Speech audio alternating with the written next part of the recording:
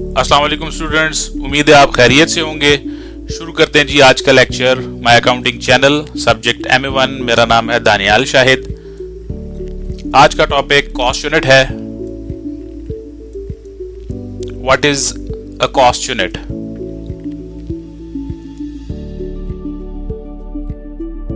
A cost unit is something that a business produces and sells for which cost is calculated. कोई भी चीज जो एक business produce करे, मैन्युफैक्चर करे, बनाए और उसे सेल करे और उसके लिए कॉस्ट मालूम करे, यानी उसकी लागत मालूम करे कि ये बना कितने में है, वो कॉस्ट यूनिट कहलाता है। हम एक ब्रेड सेलर की एग्जांपल लेते हैं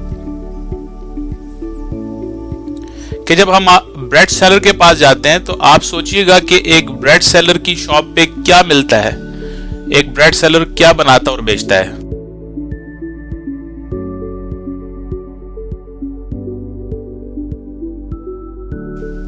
आपने सोच लिया एक ब्रेड सेलर ब्रेड्स बनाता है और बेचता है, रोटी बनाता है और बेचता है।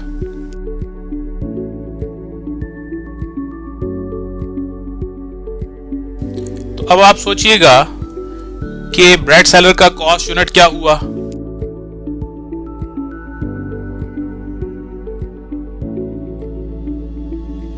सोच लिया आपने। एक ब्रेड सेलर का कॉस्ट यूनिट एक ब्रेड या एक रोटी हुई और इसी रोटी के लिए वो कॉस्ट कैलकुलेट करेगा।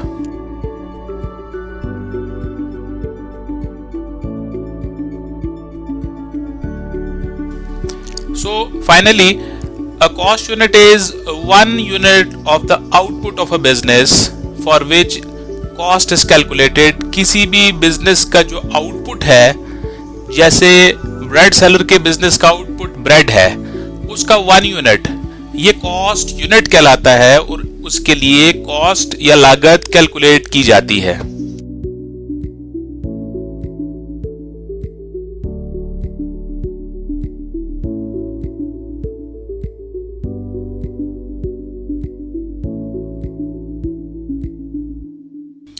एक रेस्टोरेंट की एग्जांपल देखते हैं। आप सोचें एक रेस्टोरेंट में क्या मिलता है, एक रेस्टोरेंट क्या बनाता और बेचता है।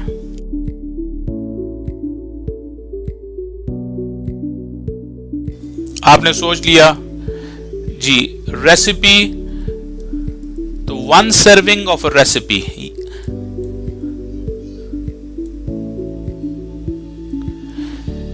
एक रेस्टोरेंट में बहुत सारी रेसिपीज बनती हैं। हम एग्जांपल लेंगे किसी एक रेसिपी की। इस पिक्चर में लेट्स सपोज हम कहते हैं चिकन पुलाव की रेसिपी है, तो वन सर्विंग, इसकी एक सर्विंग, इस रेसिपी की एक सर्विंग कॉस्ट यूनिट है और इसके लिए लागत या कॉस्ट मालूम की जाएगी। एक पॉट मेकर की एग्जांपल देखते हैं जी। आप सोचें एक पॉट मेकर क्या बना और बेच रहा है।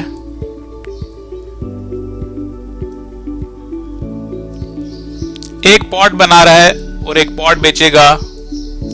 सो पॉट मेकर के लिए जो कॉस्ट यूनिट है वो एक पॉट है, इसी के लिए वो कॉस्ट मालूम करेगा।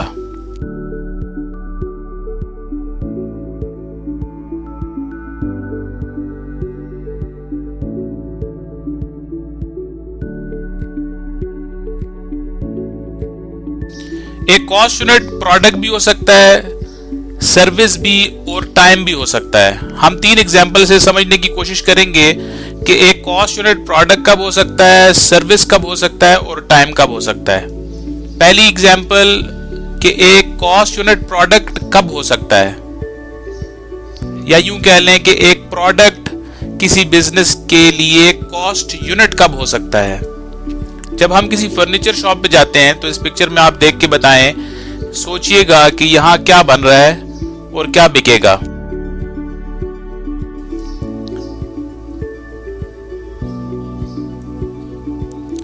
उम्मीद है आपने सोच लिया होगा।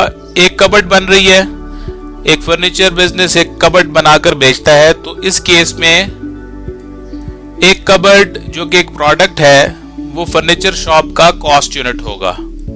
एग्जाम्पल 2 के सर्विस कॉस्ट यूनिट कब हो सकती है। एक बार्बर शॉप की एग्जाम्पल ले लें। जब हम एक बार्बर शॉप पे जाते हैं तो आप सोचें कि एक बार्बर क्या सेल करता है।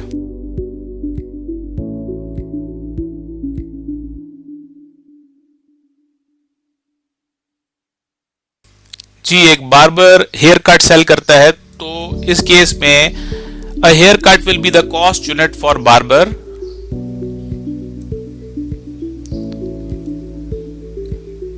अब देखें कि तीसरा केस है कि टाइम कॉस्ट यूनिट कब होगा। एक लॉ फर्म की एग्जांपल ले लें। जब कोई लीगल प्रोटेक्शन लेने के लिए किसी लॉ फर्म के पास या किसी लॉयर के पास जाता है, तो आप ये सोचिएगा कि लॉ फर्म क्या सेल करती है।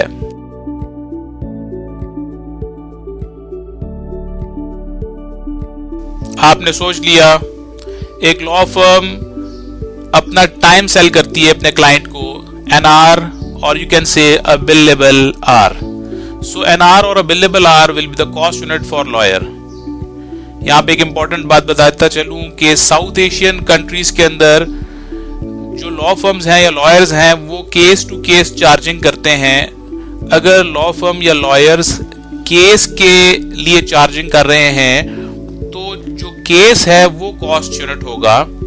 लेकिन वेस्टर्न कंट्रीज में जो लॉयर्स हैं या लॉ फर्म्स हैं या इवन ऑडिट फर्म्स हैं वो अपने क्लाइंट को आवर्स के एतबार से चार्जिंग करते हैं। तो वहां पे एक आर, एन आर और a billable R will be the cost unit.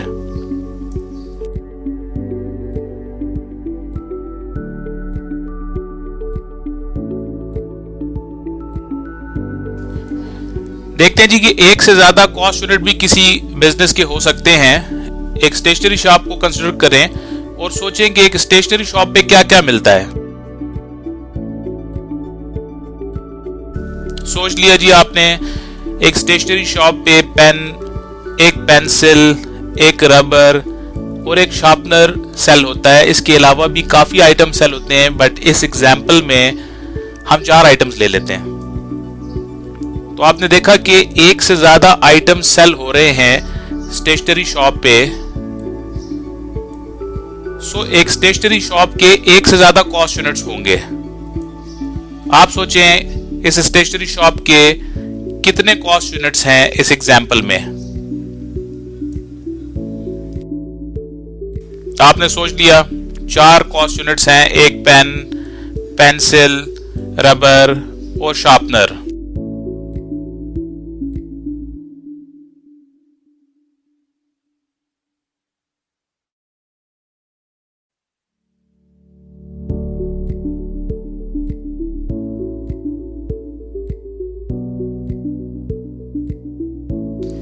एक फर्नीचर बिजनेस की एग्जांपल ले लें। एक फर्नीचर बिजनेस के भी एक से ज्यादा कॉस्ट यूनिट हो सकते हैं। आप सोचिएगा एक फर्नीचर बिजनेस क्या क्या कुछ बना और बेच सकती है।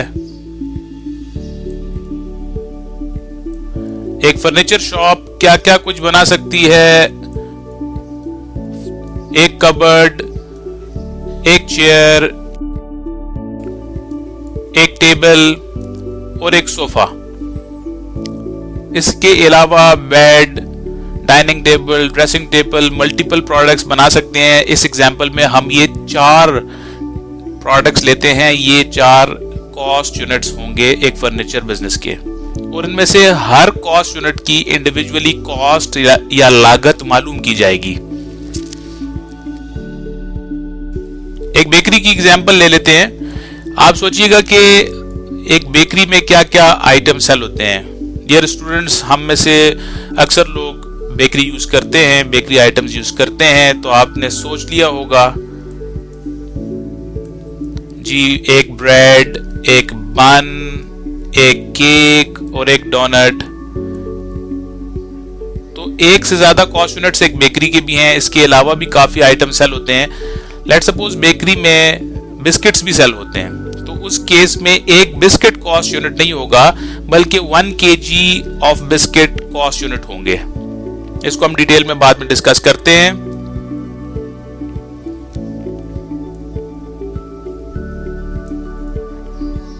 एक छोटा सा कॉन्सेप्ट समझ लें, same product but different cost units. एक ग्रोसरी स्टोर में एक बिस्किट या कुकी का पैकेट सेल हो सकता है, तो उनके लिए कॉस्ट यूनिट एक कुकी का पैकेट होगा, वो एक कुकी पैकेट या बिस्किट के पैक की कॉस्ट मालूम करेंगे। बट सुपरमार्केट में शायद एक कुकी पैक सेल ना हो, इसलिए 12 कुकी पैकेट्स या 1 डजन कुकी पैकेट्स का एक बॉक्स सुपरमार्केट के लिए कॉस्ट यूनिट होगा, और वो कॉस्ट मालूम करेंगे 1 box of 1 dozen cookie packets के लिए। एक डिस्ट्रीब्यूटर की एग्जांपल ले लें। शायद एक डिस्ट्रीब्यूटर 1 बॉक्स सेल न करे, ऐसे केस में 20 कुकी बॉक्सेस का एक कार्टन डिस्ट्रीब्यूटर के लिए कॉस्ट यूनिट होगा।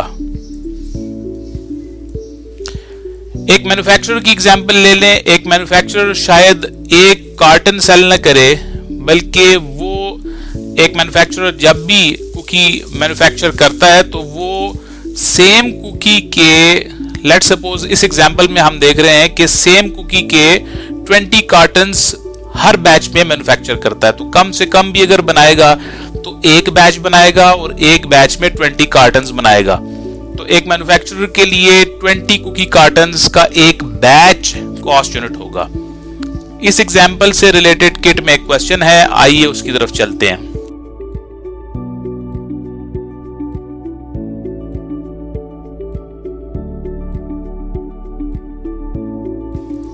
कैप्लन के 2017 इसका क्वेश्चन नंबर 50 है, इसको देख लेते हैं।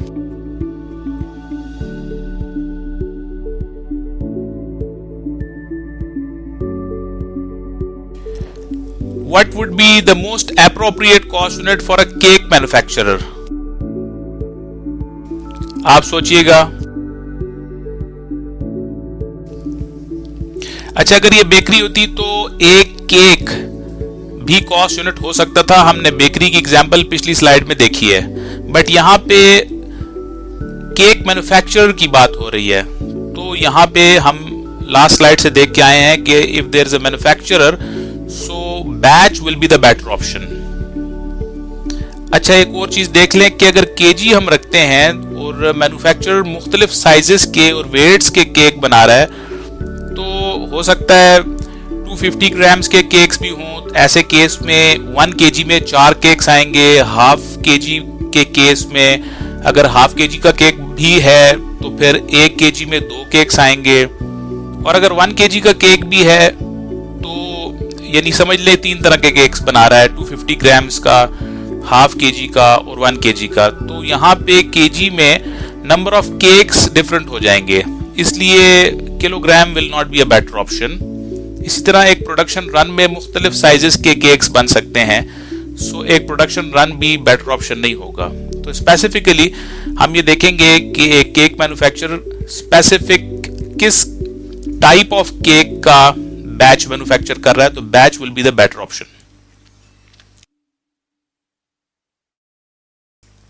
ये किट का सजेस्टेड आंसर है जी, इसको आप देख लें। बेशक वीडियो को पॉज करके इसकी क्वेश्चंस के ऊपर थिंक ओवर कर लिया करें, और वीडियो को पॉज करके आप इसका आंसर भी देख लिया करें।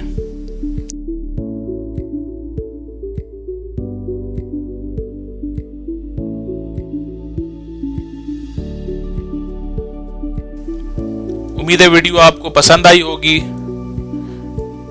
चैनल को सब्सक्राइब करें, वीडियो को लाइक करें। कॉल और व्हाट्सएप नंबर प्रोवाइड किया गया है for any details about the classes. कोई कमेंट करना हो आप कॉल या व्हाट्सएप नंबर यूज कर सकते हैं।